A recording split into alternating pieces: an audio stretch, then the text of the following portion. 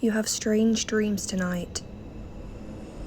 A familiar voice beckons you to your window. There are stairs leading into the night sky.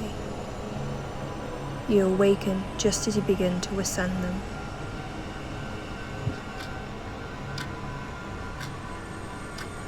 You have an urge to look outside your window.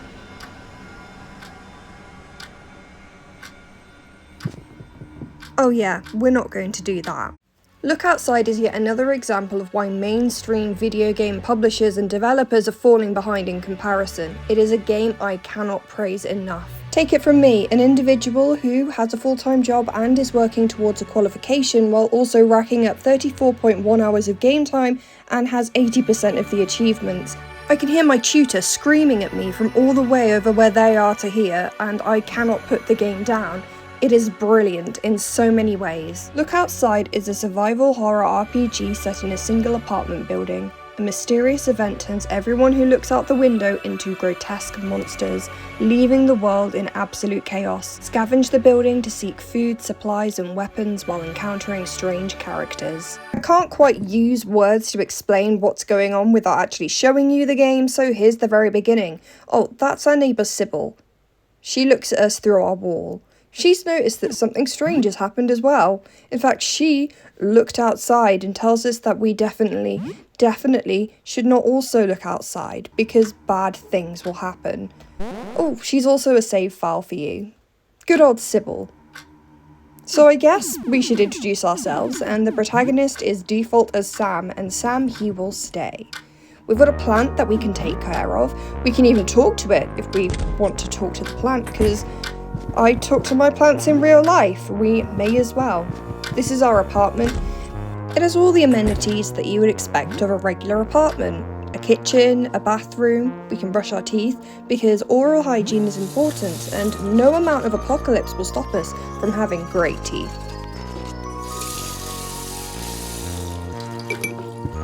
Showering also allows us to reflect on the events, because there will be many events that we will need time to process within this game.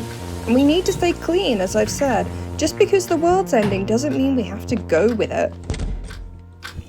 We may as well prepare for the day with breakfast in the best way that we can. Cooking is important and we need to keep up with the amount of supplies that we have. So eventually we will have to leave this cozy little apartment. And we need to be able to eat. Who doesn't eat? We make pizza for breakfast. Isn't that just relatable? I wish sometimes that wasn't relatable. We look through our belongings, make sure that we're not missing anything, and sometimes looking in your own belongings over and over again will bring out things we didn't know we had. Because Sam is a relatable character. Sometimes you buy something and you don't know where to put it. And we can play video games in a video game. It's video gameception. I feel like at this point in the game, Sam's in a little bit of denial. Yeah, the world might be going to hell, but I can still have a good time. I guess it's finally time to leave the apartment, and it looks different than I think Sam recalls. There's a trail of blood that we definitely will follow. Don't you love it when survival horror RPGs just leave weapons lying around to make it really obvious that something is about to go down, and you will definitely need that bat that I forgot to equip, so I best equip that bat. Another person! After looting their belongings, I can find out what is going on and do they need any help? Because they might need help. And I'm about to discover, indeed they do. For the purpose of not spoiling certain aspects, as well as YouTube not hating me, I will be blurring this entire portion and adding a filter over it, so it's not as explicit as it is in the game. But just a warning, this game is gory. And that's perhaps a bit of an understatement with this specific enemy, but just so you're prepared, it's a horror RPG. Do with that information what you will.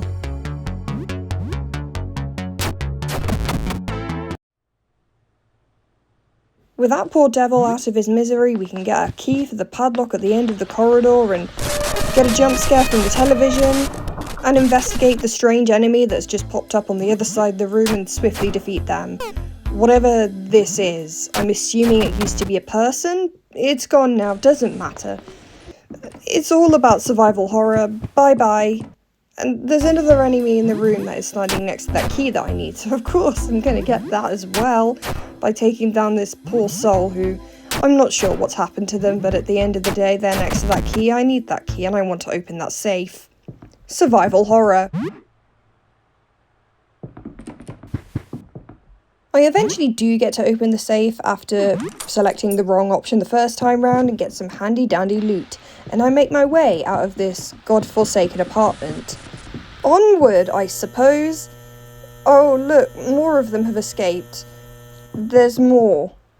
Oh joy. The game lets me know that this is a dangerous place and therefore I should save. On normal mode you have to save at your apartment with Sybil each time, but I'm playing on easy mode because I'm a busy woman and I have things to do and I just can't. So after raiding their kitchen, having a look around, seeing what's about, because I will pick up every single thing that is nailed down, I take down another one of these foes. I've got a bat now, you can't stop me. After doing some more breaking and entering around the room, it's only fair that I say hello to Vincent, the guy who lives here. We've got to see how he's getting on. He might be in trouble, just like me, so we have a really quick chat, seeing how he is, you know, followed by a slight disagreement that ends in his extermination. I decide to return home when I get a knock at my door, and it's a pizza delivery. Really, at a time like this, people are ordering pizza? I didn't want to send him on his way without having made a delivery, so I decided to claim the pizza for myself. And always give a decent tip.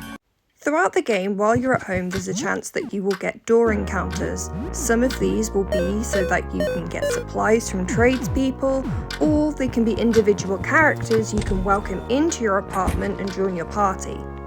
I thought it was a good time to check on my neighbours and see how they were getting on, noticing that their youngest seemed to be crying quite a lot from the moment that I stepped in, so I talked to the son Joel to see how he was getting on.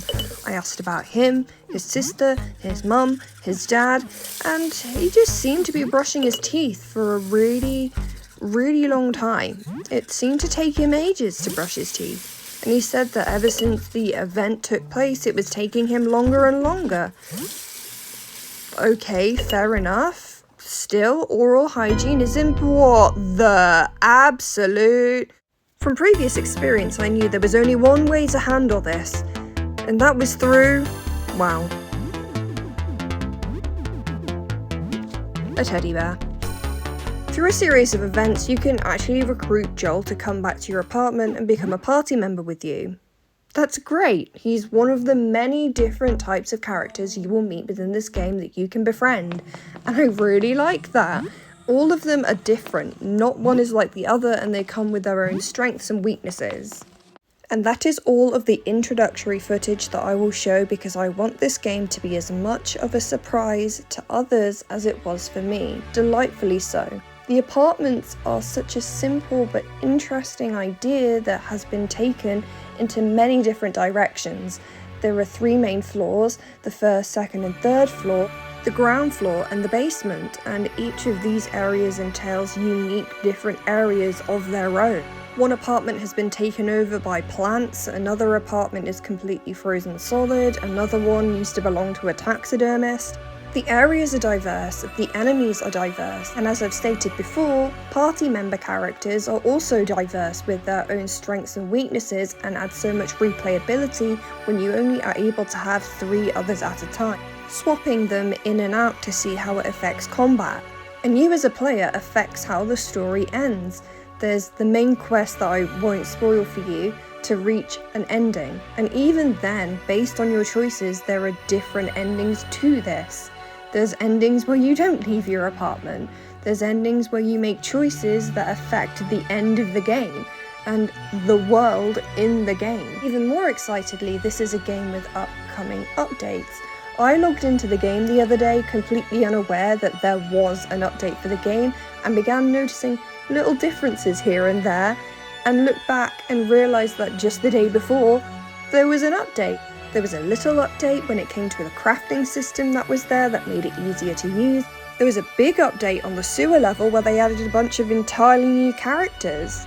The developer definitely has further plans for the game, improving it based on feedback from players and expanding upon it even more, and I'm so excited for that.